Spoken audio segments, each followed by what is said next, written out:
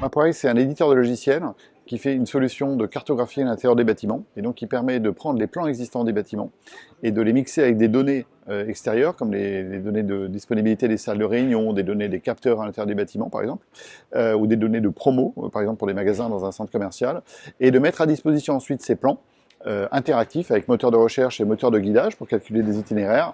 On va pouvoir les mettre ensuite à disposition dans des applications mobiles, dans des bornes, et aussi dans des applications web.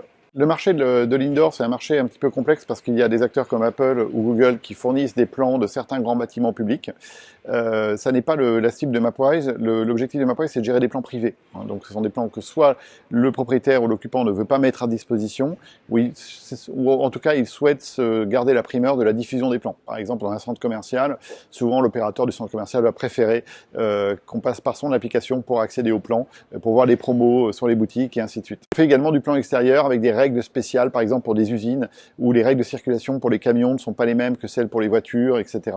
Donc on fait déjà de l'extérieur. Et d'ailleurs, Mapwise est une solution de cartographie indoor qui se construit au-dessus de la carte externe. C'est-à-dire qu'on rajoute, si vous voulez, les plans des bâtiments sur les rectangles gris des plans extérieurs habituels. Je sais que dans le secteur du bâtiment et des opérations dans les bâtiments, il y a énormément de choses à faire parce que les technologies du digital ont mis énormément de temps à atteindre les bâtiments physiques.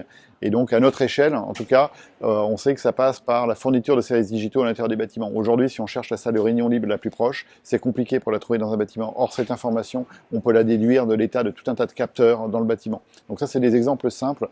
Moi, je pense qu'on fait les choses une chose à la fois. Et donc, changer le monde dans les bâtiments va commencer déjà à consister à mettre à disposition les plans et à fournir des services digitaux élémentaires aux visiteurs, aux occupants et aux opérateurs.